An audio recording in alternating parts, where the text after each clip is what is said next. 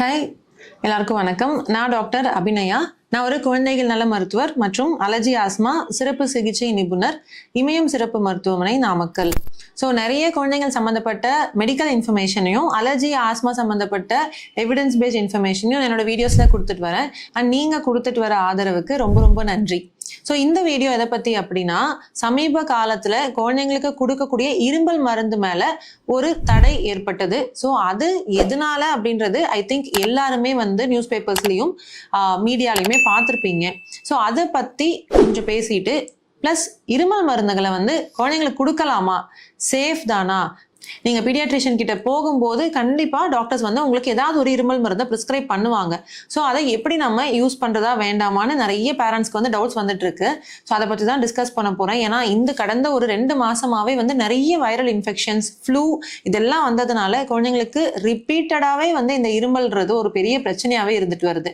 So இதை பற்றி டீட்டெயிலாக பேசுவோமா? ஸோ ஃபர்ஸ்ட் இந்த ட்ராஜடியான இந்த இன்சிடெண்ட்டை பற்றி நான் சொல்லணும். மத்திய பிரதேஷில் இருமல் மருந்தை எடுத்துக்கிட்ட ஒரு சில குழந்தைங்களுக்கு கிட்னி ஃபெயிலியர் ஏற்பட்டு ஸோ அவங்க இறந்தும் போயிருக்காங்க. இது எல்லா பெற்றோர்களுக்கும் டெஃபினெட்லி இந்த நியூஸ் கேட்கும் போது ரொம்பவே ஆழமாக அவங்கள பாதிச்சிருக்கும். எனக்கும் அப்படிதான் இருந்தது. அண்ட் இது பின்னாடி இருக்கக்கூடிய இன்ஃபர்மேஷன் என்ன அப்படின்னா, அவங்க ப்ரிஸ்கிரைப் பண்ண அந்த இருமல் மருந்துல அதிகப்படியான ஒரு டாக்ஸின், ஒரு கெமிக்கல், ஒரு பாய்சன்னே சொல்லலாம். நார்மலா இருக்கக்கூடிய அளவோட கிட்டத்தட்ட 100 மடங்கு அதிகமா இருந்திருக்கு. டைஎத்திலின் கிளைகால் அப்படின்றதான் அந்த கெமிக்கலான நேம். ஸோ இது கம்ப்ளீட்டா பேன் பண்ணிட்டாங்க. இந்த சிரப் பேரு கோல்ட் ரிஃப். இந்த கோல்ட் ரிஃப் சிரப் நீங்க யூஸ் பண்ண வேண்டாம் அப்படின்றது தான் இப்போ பேன்ல தெரிஞ்சிருக்கு. ஸோ இப்போ நம்ம வேற என்ன இருமல் மருந்து யூஸ் பண்ணலாம், இல்லை யூஸ் பண்ணலாமா வேண்டாமா அப்படின்னு பார்ப்போமா? இருமல் மருந்துகள் நிறைய விதத்துல இருக்கு. ஒரு சில மருந்துகள்ல ஒரே ஒரு மெடிசன் மட்டும் இருக்கும். ஸோ இப்போ நீங்க சிரப் அஸ்தலின் அப்படின்னு எடுத்துக்கிட்டீங்கன்னா அதுல சால்பியூட்டமால் அப்படின்ற ஒரே மெடிசன் மட்டும் தான் இருக்கும். இதே மாதிரி நிறைய மெடிசன்ஸ், இப்போ செட்ஸின் அப்படின்றது ரொம்ப காமன். நான் இது ஏன் சொல்றேன் அப்படின்னா, இது நிறைய மதர்ஸ், நிறைய பேரண்ட்ஸ்க்கு தெரியும் அப்படின்றதுனால நான் சொல்றேன். இந்த மெடிசன் கொடுக்கணும்னு நான் எந்த விதத்துலையுமே அட்வர்டைஸ் பண்றதோ மார்க்கெட்டிங் பண்ணவோ வரல நான் இங்க. ஸோ சிரப் செட்ஸினோ அப்படின்னு எடுத்துக்கிட்டேன்னா, செட்ஸின் செட்ரிசின் அப்படின்ற ஒரு மாலிக்யூல் இருக்கும். இந்த மெடிசன் எல்லாம் ஒரே ஒரு மருந்து மட்டும்தான் உள்ள இருக்கும். பட் அதை விட நிறைய மெடிசன்ஸ்ல பாத்தீங்கன்னா ஒரு 2-3 காம்பினேஷன் மெடிசன்ஸ் இருக்கும். ஸோ டெக்ஸ்ட்ரோமெத்தார்ஃபன், சிபிஎம், இது ரெண்டும் சேர்ந்து இருமல் மருந்து இருக்கு. டெக்ஸ்ட்ரோமெத்தார்ஃபன் மட்டுமே இருமல் மருந்து இருக்கு. ஸோ இந்த கெமிக்கல்ஸ் எல்லாம் உங்களுக்கு சில பேருக்கு புரியும், சில பேர் பார்த்துருப்பீங்க.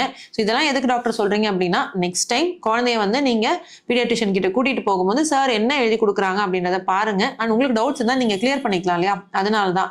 அது மட்டும் இல்ல, நிறைய வாட்டி என்ன நடக்குதுன்னா, டைரக்டாவே போய் ஃபார்மசியில குழந்தைக்கு இருமல் இருக்கு ஒரு மருந்து கொடுப்பா அப்படின்னு கேட்டு வாங்குற பேரண்ட்ஸ் எத்தனையோ பேர் இருக்காங்க. ஸோ அதெல்லாம் பார்த்தா 3-4 மெடிசன்ஸ் எல்லாம் சேர்ந்து இருக்கும். பாராசிட்டமாலோட சிபிஎம் இதெல்லாம் பேண்ட் காம்பினேஷன், இதெல்லாம் யூஸே பண்ணக்கூடாதுன்னு ஏற்கனவே பேசியாச்சு. பட் அதெல்லாம் இன்னுமுமே ஃபார்மசிஸ்ல சேல்ஸ் பண்ணிட்டு தான் இருக்காங்க. ஸோ நான் என்ன சொல்ல வரேன் அப்படின்னா, இந்த இருமல் மருந்துகள்ல சிங்கிள் இன்கிரீடியண்டா இருக்கிறது உங்களுக்கு சேஃபான ஒரு மெடிசன். காம்பினேஷன் மெடிசன்ஸ் எடுத்துக்கிட்டோம் அப்படின்னா ஒரு சில காம்பினேஷன் பேண்ட், அதாவது தடை செய்யப்பட்ட காம்பினேஷன், அதை முக்கியமா பீடியாட்ரிஷியன்ஸ் எழுதுறதே கிடையாது. ஃபார்மசியில நீங்க போய் வாங்கும்போது தவறுதலா கொடுக்கறது உண்டு. ஸோ அதனால அதை அவாய்ட் பண்ணிக்கோங்க. ஓவர் த கவுண்டரா போய் இருமல் மருந்து வாங்காதீங்க. அண்ட் less than 2 years, 2 வயசுக்கு கீழே குழந்தைங்க இருமலால அவதிப்படுறாங்க அப்படின்னா please give them some time. நான் என்ன சொல்றேன்னா, நிறைய சமயங்கள்ல 99% குழந்தைங்களுக்கு வரக்கூடிய இருமல் எதனால வருதுன்னா வைரல் இன்ஃபெக்ஷன்ஸ்னால தான். வைரல் இன்ஃபெக்ஷன் 7-10 நாள் கொஞ்சம் அந்த சளி இருமல் எல்லாம் கொடுத்துட்டு அப்படியே குறைஞ்சு போயிடும். பட் நம்ம இருமல் இருக்குன்னு ஒரு மருந்து ஸ்டார்ட் பண்ணுவோம். அப்புறம் 2 நாள் கழிச்சு அந்த இருமல் சரியாகலன்னு சொல்லி அடுத்த மருந்துக்கு போவோம். இன்னும் வேடிக்கையான விஷயம் என்னன்னா, ஒரு டாக்டர் கிட்ட இருந்து இன்னொரு டாக்டர் கிட்ட போறது, அந்த டாக்டர் இல்லைன்னு இன்னொரு டாக்டர் கிட்ட போறது, இந்த மாதிரி இந்த டாக்டர் ஷாப்பிங்கும் நிறைய வாட்டி நடக்கும் இது. ஸோ நான் ஏன் இதெல்லாம் எம்பசைஸ் பண்றேன் அப்படின்னா, பேரண்ட்ஸ் கொஞ்சம் பொறுமையா இருக்கணும். ஏன்னா நிறைய சமயங்கள்ல இருமல் மட்டுமே ப்ராப்ளம் கிடையாது. காஃப், அதாவது இருமல் அப்படின்றது ஒரு ப்ரொடெக்டிவ் ரிஃப்ளெக்ஸ் தான். குழந்தைக்கு சளி மூக்குல மோஸ்ட்லி அடைச்சிருக்கும். அது இங்கேருந்து தொண்டைக்கு இறங்கும் போதோ இல்லை கொஞ்சம் கீழே இறங்கும் போதோ குழந்தை அதை கிளியர் பண்ண ட்ரை பண்ணும்.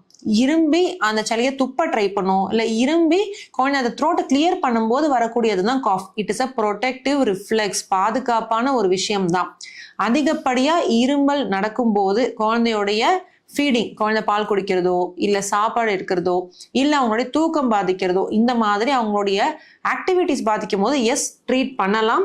பட் அதுவுமே இந்த மாதிரி சிங்கிள் மெடிசன்ஸோ இல்லை அலோவ் பண்ண, அதாவது இந்தியன் கவர்மெண்ட் ஆகட்டும், நம்ம FDA ஆகட்டும், அவங்க ப்ரிஸ்கிரைப் பண்ணுற அலோவ் பண்ண காம்பினேஷன் மெடிசன்ஸ் எஸ் கொடுக்கலாம். பட் இருமல் மருந்துகள் டேக்ஸ் டைம். 5-7 நாள் ஆகும். ஸோ பொறுமையாக இருந்துக்கணும். அது வரைக்கும் என்ன பண்ணலாம்? ஹோம் ரெமடிஸ் தாராளமாக பண்ணலாம். நிறைய வாட்டி நான் என்னோட வீடியோஸில் சொல்லியிருக்கேன். தண்ணி வெதுவெதுப்பான தண்ணீரை குழந்தைங்களுக்கு கொடுத்துட்டு வாங்க. மஞ்சத்தூள் மிளகுத்தூள் போட்டு பால், இதை வந்து கோல்டன் மில்க்குன்னு நான் நிறைய வாட்டி மென்ஷன் பண்ணியிருக்கேன். அதை கொடுக்கலாம். 1 இயர்க்கு மேலே இதெல்லாம் பண்ணுங்க.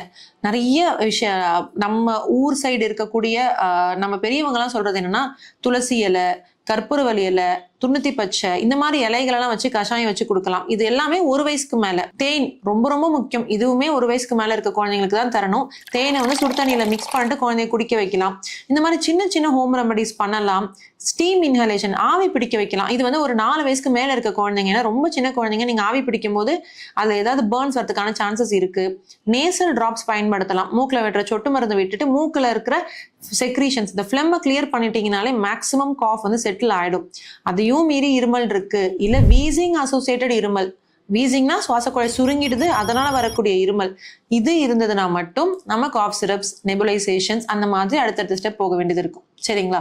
ஸோ ஐ திங்க் காஃப் சிரப்ஸை வந்து நம்ம ரொம்ப அப்யூஸ் பண்ண வேண்டாம். அண்ட் இருமல் இருக்கு ரொம்பவே பேனிக் ஆகிற பேரண்ட்ஸாக இருந்தீங்கன்னா நீங்கள் இந்த வீடியோ ஃபுல்லாக பார்த்துருப்பீங்க. உங்களுக்கு புரிஞ்சிருக்கும்னு நினைக்கிறேன் என்ன பண்ணணும் என்ன பண்ணக்கூடாது அப்படின்னு. வேற ஏதாவது டவுட்ஸ் இருந்தது அப்படின்னா நீங்கள் கமெண்ட்ஸில் கேளுங்க. கண்டிப்பாக நான் அதை வந்து கிளியர் பண்ணுறேன். So thank you so much for வாட்சிங். அடுத்த வீடியோவில் உங்கள் எல்லாரும் சந்திக்கிறேன். பாய்.